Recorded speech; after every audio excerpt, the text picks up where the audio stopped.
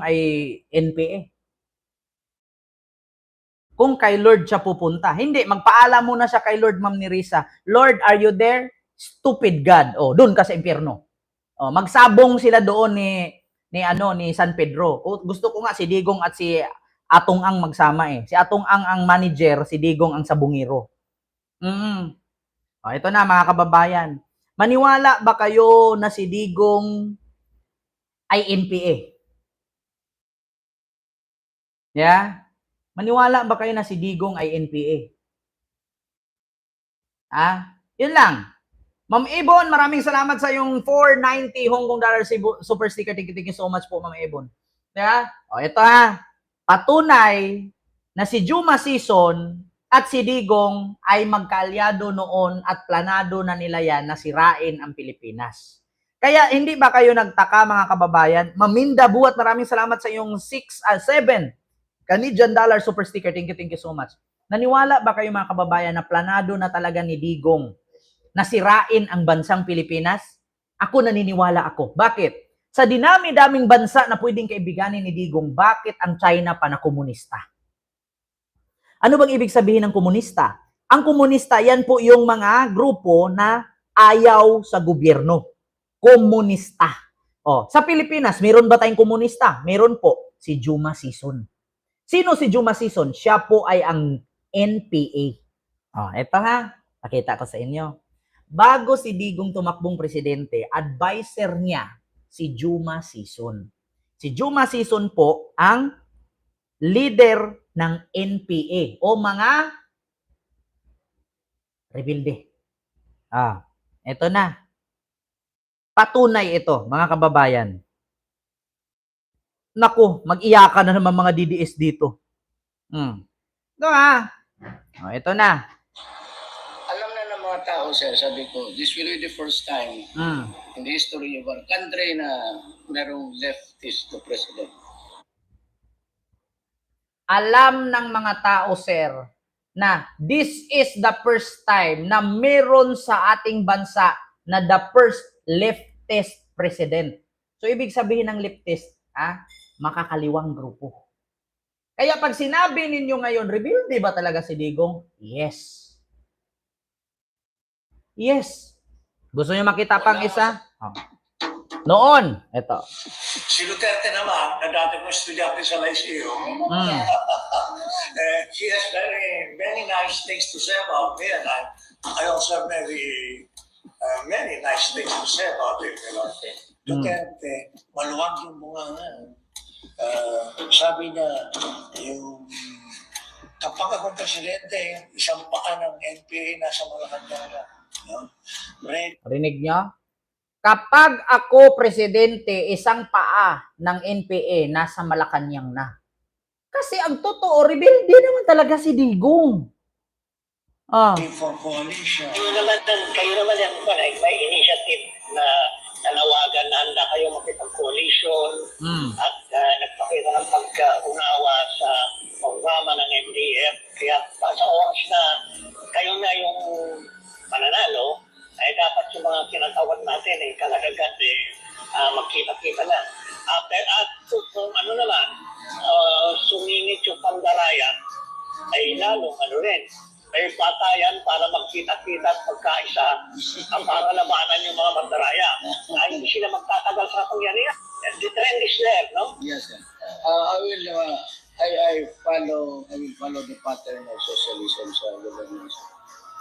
That is really, sinabi ko na sa kanila in public, in every meeting, I said, I'm a socialist. And, kita ninyo? Alam na ng mga tao, sir, sabi ko, this will be the first time in the history of our country na merong leftist to president. Walang masama sa left. Alam na ng mga tao, sir, sabi ko, this will be the first time in the history of our country na merong leftist to president. Walang masama sa left. Alam na ng mga tao, sir, sabi ko. Kita nyo naman, sino ba si Juma Season? Ito na, paalam ko sa inyo. Si Juma Season ay dating propesor ni Digong. Kasamahan din ni Normis Suare na kalaban ni Marcos Sr. Back to the history tayo. Si Norby Suarez ayaw kay Marcos Sr. Pero gusto niya si BBM. Kasi ang sabi ni Norby Suarez, the sin of the father is not inherited by the son. English yun. Hirap mag-English. Ang kasalanan ng anak ay hindi pwedeng manahin ang kasalanan ng ama ay hindi pwedeng manahin ng anak. Klaro. Robin Padilla nagsalita na rin. Dati siyang rebelde. Eto. Robin Padilla. Alam niyo mga kababayan, rebelde pala noon. Ito si Robin mismo inamin niya din. Anong tapatin mo ako? Lagi akong tapat sa iyo. Ano ang ibig mong sabihin? Isa na lang pong tanong, Ginoong Pangulo. Ito naman po sa atin pong mga PDL, tatanungin ko lang po kung ilan na po, noong pong nag-umpisa ang ating Congress, nakausap po natin ang kalihim ng DOJ at kami po yung nagkasundo na magkakaroon ng sunod-sunod na paglaya sa mga PDL. Kamusta po ito? Meron po ba tayong record kung ilan na po ang lumaya?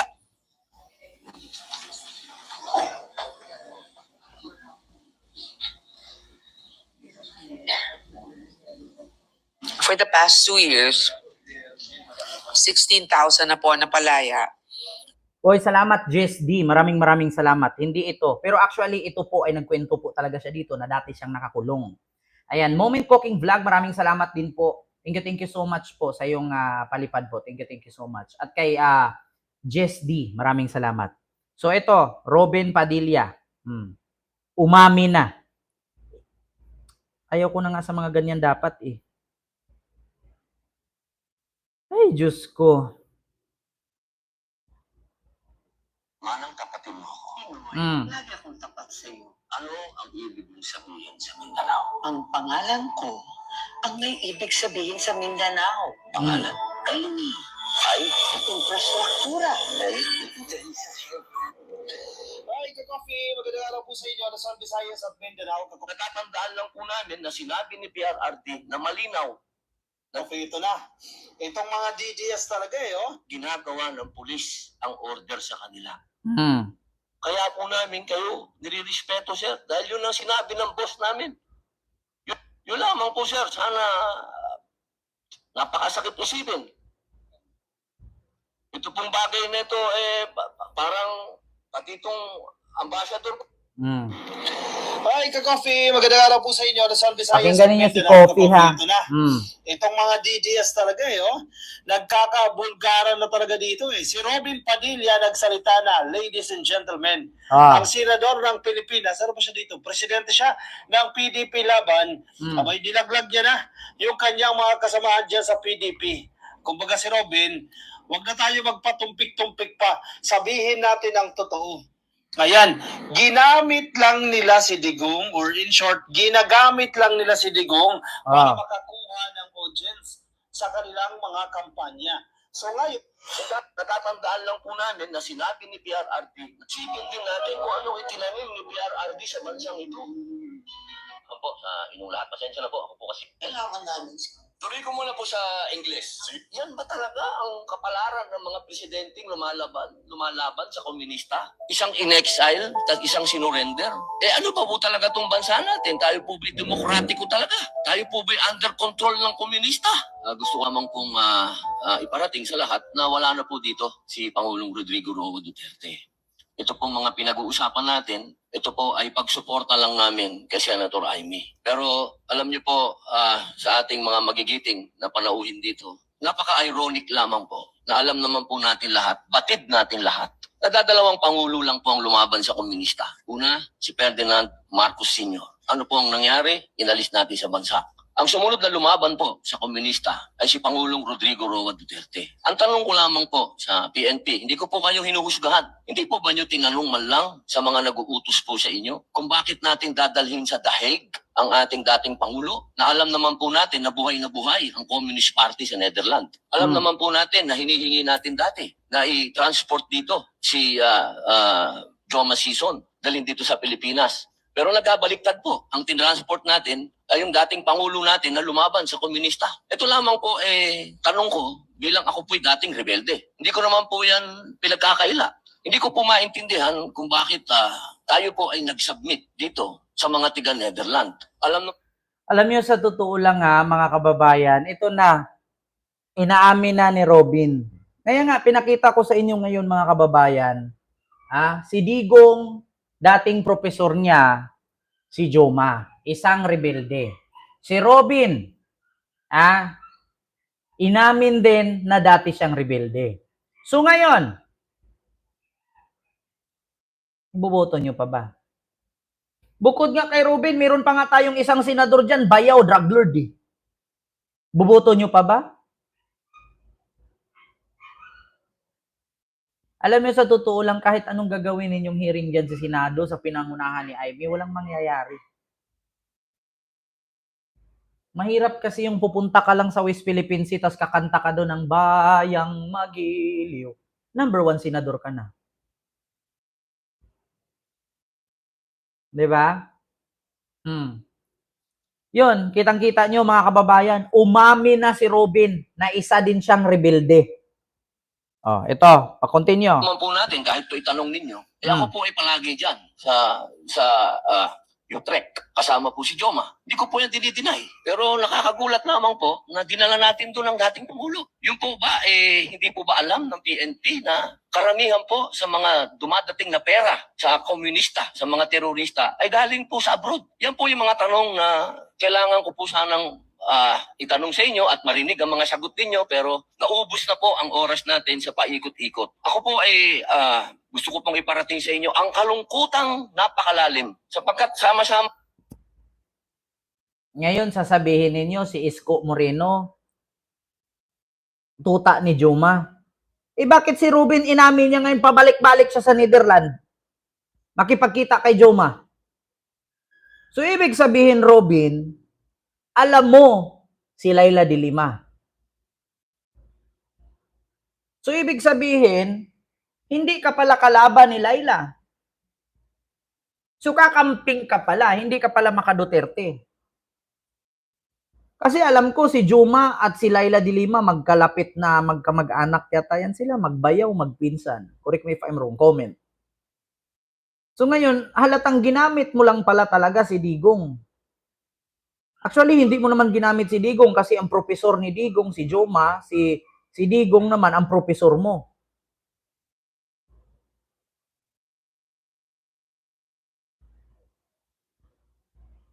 Diba? Mamaris Life in Canada, maraming salamat sa $20 Canadian super sticker. Thank you so much po. Ibig sabihin, Robin, rebelde ka pala? Kay Halandoni nakipagkita yan. Lagi nga daw siya nandun kay Joma Tanungin mo kung achievement ba ang pagpatay ng innocenteng person, sabi ni Joseph Sibilia. Naku, ito na mga kababayan, inaamin na ni Robin. Ito Pangulong Rodrigo Roa Duterte.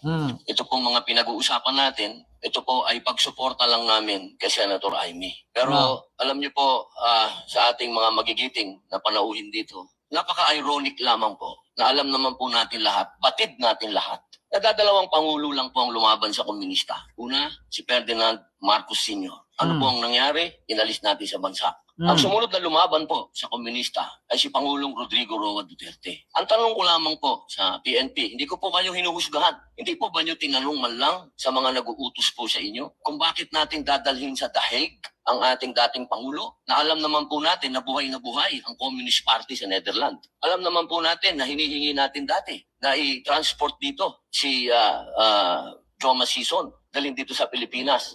Pero nagkabaliktad po. Ang tinransport natin ay yung dating Pangulo natin na lumaban sa komunista. Ito lamang po, tanong ko, bilang ako po'y dating rebelde. Hindi ko naman po yan pinagkakaila. Hindi ko po maintindihan kung bakit tayo po dating rebelde. Kumalaban ba talaga si Digong kay Joma Sison o kakampi ni Digong si Joma? Kasi never naman akong nakita na humakbang si Digong para ipatugi si Joma. Wala. Ngayon, inamin nyo na. Ngayon, inamin nyo na, mga kababayan. Inamin na niya na siya isa sa rebelde. Boto nyo pa ba? Naku, huwag kayong magpapanalo ng senador sa PDP. Rebelde pala yan sila dyan. Si Robin nagsabi ngayon, kakasabi lang, dati siyang rebelde.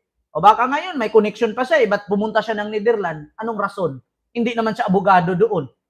Pangalawa, kung pumunta siya at bumisita kay Digong, wala siyang naitulong doon. Diba, Ma'am Sheila Almario? So, yun lang. Pati Netherlands, nguya pa rin ng nguya. Hindi nga nagsasalita, kaya di naman marunong mag-English. So, yun lang, mga kababayan. Inamin na ni Robin na dati din pala siyang rebelde. Naku. Kaya siguro na nakulong. Number 1 senador, rebelde. Naku, patay, mahirap. Nakakatakot talaga, mga kababayan. Huwag niyong payagan na ang Pilipinas matulad sa China na Communist Party ang hahawak. Republika po tayo. Republika o democratic po tayo. Hindi po tayo communist, ha? Ngayon, zero pro-China, senador. Isa lang advice ko bilang vlogger, zero pro-China, pro-communist. Huwag nyo nang iboto. Isa na si Robin dyan. Kung sino yung mga, tell me who your friends are and I will tell you who you are. Alam nyo na. Alam nyo na kung sino ang iboto ninyo. Kung ako nga papipiliin, 5 lang eh. In the rest, wala na akong pake. So yun lang, mga kababayan. Shawi, kahit anong dakdak mo dyan, dami pa rin nagmamahal kay Digong. Hindi naman ko may tanggi yan kasi marami naman kayong bobo. Anin ko yung mahal nyo si Digong, bobo naman kayo. Yun bang pagmamahal ninyo kay Digong, yumayaman kayo? Yun bang pagmamahal ninyo kay Digong, umuunlad ang buhay ninyo? Hanggang ngayon, bobo at mahirap pa rin kayo. So yun lang, mga kababayan, hindi ko na masyadong habaan yung ating live. At least nakita natin dito si Robin, umamin na rebelde sila.